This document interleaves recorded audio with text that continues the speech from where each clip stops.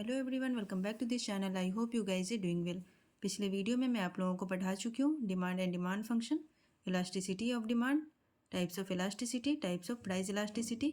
ये सारे टॉपिक मैं आपको पिछले वीडियो में कवर कर चुकी हूँ। जो बच्चे हमारी पिछली वीडियो नहीं देखे हैं वो पिछली वीडियो जाकर देख सकते हैं प्लीज़। इस वीडियो में मैं आप लोगों के साथ डिस्कस करूँगी सप्लाई एंड सप्लाई फंक्शन। मैं आपको एक बात बता दूं कि सप्लाई बिल्कुल अपोजिट है डिमांड टॉपिक के, तो मैं उम्मीद करती हूँ कि आप लोगों को समझ में आएंगे अच्छे से। तो मैं इस वीडियो को कंटिन्यू रखती हूँ अपने टॉपिक के साथ, जो हमारा टॉपिक है सप्लाई एंड सप्लाई फंक्शन।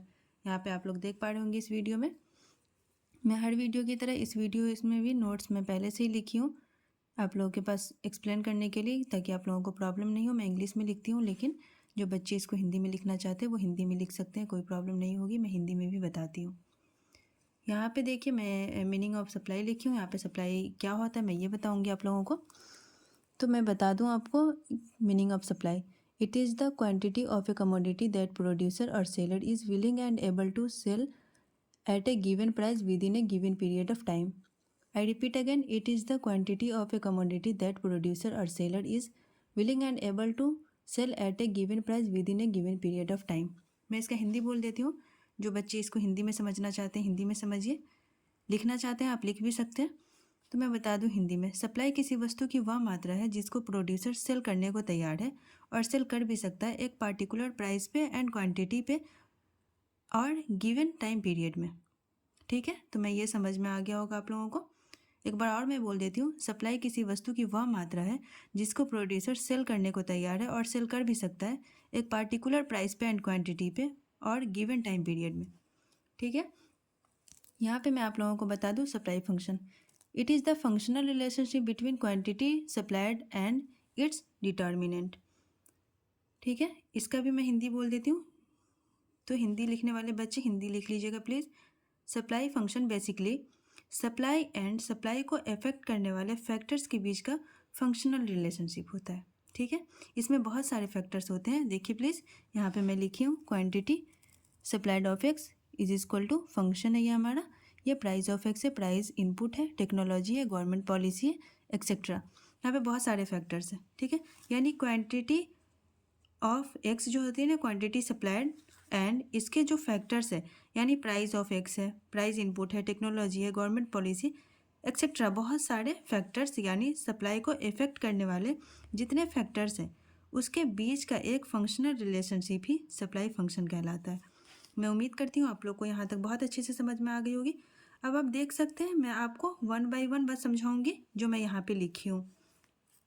यहाँ पे आप लोग देख पा रहे होंगे, यहाँ पे मैंने quantity of x, quantity supplied of x, यहाँ पे प्राइस ऑफ एक्स लिखी। यहाँ पे आप लोग देखिए, जब हमारी प्राइस ऑफ एक्स है ना, जब हमारी प्राइस यहाँ पे बढ़ रही है तो क्वांटिटी सप्लाइड भी हमारी यहाँ पे बढ़ रही है, और ये जब प्राइस ऑफ एक्स जब हमारी घटेगी तो यहाँ पे क्वांटिटी सप्लाइड भी यहाँ पे घटेगी। ये दोनों के बीच जो है ना, ये क्वांटिटी और प्राइस के बीच, क्वांटिटी सप्लाइड और प्राइस के बीच ये यहाँ पे डायरेक्ट रिलेशनशिप होता है। यहाँ पे मैं लिख भी दी हूँ, price and quantity supplied are directly related. ये मैं इसलिए लिख देती हूँ ताकि आप लोगों को समझने में आसानी होगी और इसको आप नोट कर सकते हैं, या आपके ऑब्जेक्टिव क्वेश्चन में भी ये क्वेश्चन सब आ सकते हैं, इसलिए मैं लिख देती हूँ आप लोगों को समझने के लिए। फिर मैं आप लोग को इसको मैं बताऊँ आप लोगों को कि ये जो है ना, इसका ये जो मैं बताई हूँ कि ये डायरेक्टली रिलेशन, ये डायरेक्टली रिलेटेड होता है। ये इसमें जब प्राइस बढ़ रही होती है तो प्रोड्यूसर की प्रॉफिटेबिलिटी बढ़ती है। प्रोड्यूसर की प्रॉफिटेबिलिटी बढ़ेगी तो उसे इंसेंटिव मिलेगा काम करने का, तो और ज़्यादा वो काम करेगा और ज़्यादा मार्केट में सप्लाई बढ़ेगा। And vice versa, vice versa का मतलब होता है ना इसके विपरीत। तो मैं बता दूं कि अगर जब हमारी प्राइस कम होगी तो प्रॉफिटेबिलिटी जो है ना वो घटेगी, और जब प्रॉफिटेबिलिटी जब घटने से वो कम सप्लाई करेगा उसको डी इंसेंटिव मिलेगा और सप्लाई घट जाएगा। ठीक है, मैं यहीं पे आपको ये बता रही थी। सिमिलरली इसके क्या है ना, इसके सिमिलरली आप यहाँ पर ये देख सकते हैं, यहाँ पे ये प्राइस इनपुट, यहाँ पे आप लोग देखिए, जब हमारी प्राइस इनपुट है ना, जब ये हमारी घटती है तो ये क्वांटिटी सप्लाइड ऑफ एक्स जो है ये हमारी बढ़ जाती है, और जब हमारी प्राइस इनपुट यहाँ पे हमारी बढ़ती है ये क्वांटिटी सप्लाइड हमारी घट जाती है। इसके बीच जो है ना इन्वर्स रिलेशनशिप होता है। ये भी मैं आप लोगों को लिख दी हूँ समझने के लिए। ये मैं उम्मीद करती हूँ कि आपको समझ में आएगी। यानी जब हमारी इनपुट की जो प्राइस है वो बढ़ेगी तो कॉस्ट ऑफ प्रोडक्शन बढ़ेगा। ठीक है, जब कॉस्ट ऑफ प्रोडक्शन जब बढ़ेगा तो उसका प्रॉफिट मार्जिन कम होगा। जब प्रॉफिट मार्जिन कम होगा तो प्रोड्यूसर काम क्यों करेगा? ठीक है, प्रोड्यूसर काम ही नहीं करेगा वहाँ पे, तो काम क्यों करेगा? तो वो काम कम करेगा जिससे सप्लाई घट जाएगा। एंड वाइज वर्सा यहाँ पे भी मैं बताऊँगी जब इसके विपरीत क्या होता है। जब इसके विपरीत जब प्राइस इनपुट है ना, जब वो घटेगी तो प्रॉफिट मार्जिन बढ़ जाएगी, यानी रॉ मटेरियल पावर फ्यूल की प्राइस घट रही है तो उसको प्रॉफिट मार्जिन बढ़ेगा और सप्लाई भी बढ़ेगा। यही इन दोनों के बीच जो है ना, ये इन्वर्स रिलेशनशिप होता है, ये मैं आपको बताई हूँ। अब मैं टेक्नोलॉजी, देखिए टेक्नोलॉजी की बात कर रही हूँ। अब यहाँ पे देखिए, अब टेक्नोलॉजी का देखिए प्लीज़, टेक्नोलॉजी का इम्प्रूवमेंट क्या होता है। अगर टेक्नोलॉजी इम्प्रूव होती है तो क्या होगा, यही मैं आप लोगों को यहाँ पे बता रही हूँ कि यहाँ पे देखिए जब टेक्नोलॉजी हमारी जब इम्प्रूव होती है तो ये क्वांटिटी सप्लाइड जो है ना, ये देखिए मैं इसके बारे में बता रही हूँ। टेक्नोलॉजी इम्प्रूवमेंट का मतलब होता है कि या तो सेम इनपुट में ज़्यादा आउटपुट प्रोड्यूस करना या फिर कम इनपुट में सेम आउटपुट प्रोड्यूस करना, इसे हम टेक्नोलॉजिकल इम्प्रूवमेंट कहते हैं। मैं इसको एक बार और बोल देती हूँ। टेक्नोलॉजी इम्प्रूवमेंट का मतलब होता है कि या तो सेम इनपुट में ज़्यादा आउटपुट प्रोड्यूस करना या फिर कम इनपुट में सेम आउटपुट प्रोड्यूस करना, इसे हम टेक्नोलॉजिकल इम्प्रूवमेंट कहते हैं।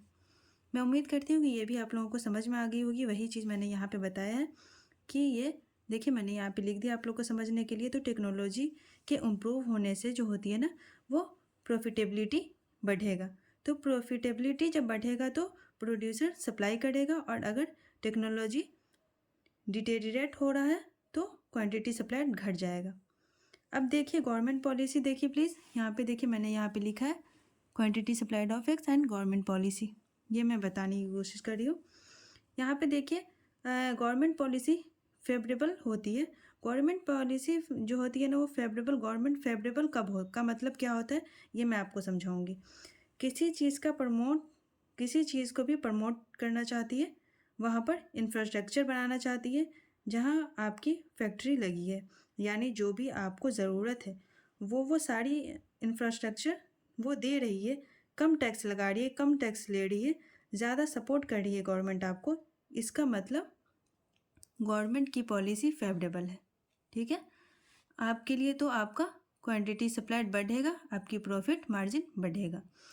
सिमिलरली अगर गवर्नमेंट पॉलिसी में अनफेवरेबल है तो आपकी प्रॉफिट मार्जिन कम होगी, आप क्वांटिटी सप्लाइड कम होगी। ठीक है, तो मैं उम्मीद करती हूँ कि ये चीज़ें आप लोगों को समझ में आ गई होगी, इसलिए मैं इस वीडियो को यहीं पे एंड करती हूँ। अगर मेरी वीडियो अच्छी लगी हो तो प्लीज़ लाइक करें, शेयर करें, और प्लीज़ आप लोग मेरे चैनल को सब्सक्राइब किया करें।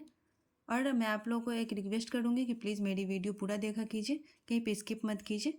मैं चाहती हूँ कि आप वीडियो पूरी देखिए ताकि आप लोगों को अच्छे से समझ में आए। कहीं पे स्किप करेंगे तो आपको समझ में नहीं आएगी, और हो सकता है कि अगर आप स्किप करते हैं मैं जो समझाने की कोशिश कर रही हूँ वो आप लोग नहीं समझ पाए, और वो वीडियो आप लोग वो जो स्किप करेंगे वो आप गलत वे में समझ पाए, तो मैं ऐसा बिल्कुल नहीं चाहती। तो इसलिए मैं चाहती हूँ कि आप लोग प्लीज़ पूरा वीडियो मेरा देखा करें ताकि आप लोगों को अच्छा समझ में आए और अच्छे से आप लोग समझ पाएँ। तो मैं उम्मीद करती हूँ कि आप लोग को वीडियो बहुत अच्छी लगेंगी, समझ पाएंगे आप लोग। अच्छी लगी तो प्लीज़ आप मुझे कमेंट किया करें। अगर कोई प्रॉब्लम हो, कुछ समझ में नहीं आए तो भी आप मुझे कमेंट किया करें, मैं आप लोग का रिप्लाई करूँगी। तो मैं इस वीडियो को यहीं पे एंड करती हूँ। प्लीज़ सब्सक्राइब किया करें चैनल को, लाइक करें, शेयर करें। Thank you.